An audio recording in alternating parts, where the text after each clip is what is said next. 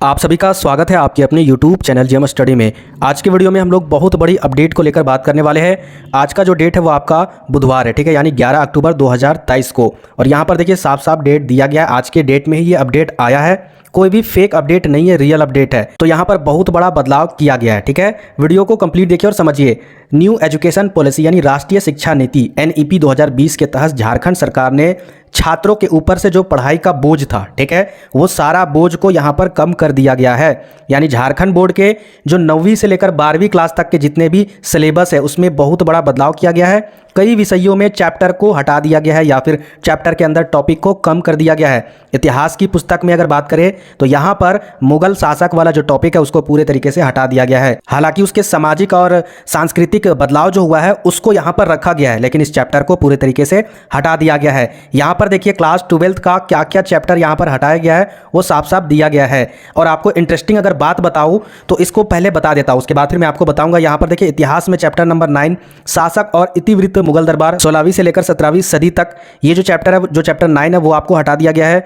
यानी पहले total 15 chapter था, ठीक है, और 15 चैप्टर में यहाँ पर 3 चैप्टर को इतिहास से हटाया गया है। आगे यहाँ पर देखिए अध्याय 12 यानी औपनिवेशिक शहर नगरीकरण, इसके अलावा 14 जो चैप्टर है विभाजन को समझना, इसको भी हटा दिया गया है। आप जरूर समझ रहे होंगे, अरे ये वाला तो जो न्यू NCERT बुक जो आपको मिला है आपके स्कूल कॉलेज में उसी के जैसा ही है। अब अपने न्यू बुक को देखिएगा, ठीक है, NCERT में देखिएगा, याद रखिएगा NCERT का जो न्यू बुक है उसमें जाकर जो पहला पन्ना होता है कंटेंट वाला, जिसमें चैप्टर लिखा रहता है, चैप्टर 1 ये है, चैप्टर 2 ये है, चैप्टर 3 ये है, तो उस सभी चैप्टर के अकॉर्डिंग यहाँ पर दिया गया है। यानी इसमें जो भी चैप्टर हटाया गया है वो चैप्टर उस न्यू किताब में नहीं है। समझ में आया ना? बस उस चीज़ को यहाँ पर छापा गया इस अखबार में, बाकी काम सारा कुछ पहले ही हो चुका है, ठीक है।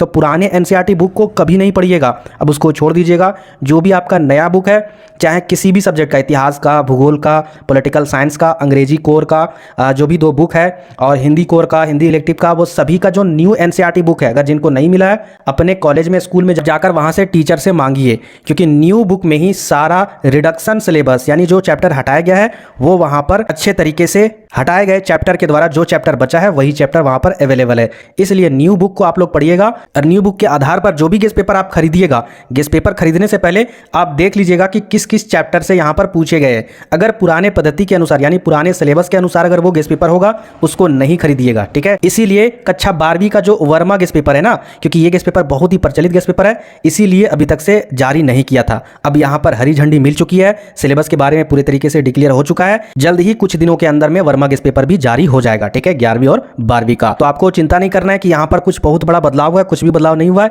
जो आपका न्यू NCERT बुक है उसी के अकॉर्डिंग यहाँ पर अपडेट दिया गया है, ठीक है। न्यू NCERT बुक में जाकर देखिएगा, यही चैप्टर वहां पर हटा दिया गया है, आपको नजर ही नहीं आएगा, ठीक है। इसी तरीके से रियल अपडेट के लिए और साथ ही साथ कक्षा 11वीं और 12वीं की तैयारी के लिए इस चैनल से जुड़ सकते हो। साथ ही साथ CUET की एग्जाम की भी प्रिपरेशन इसमें करवाई जाती है।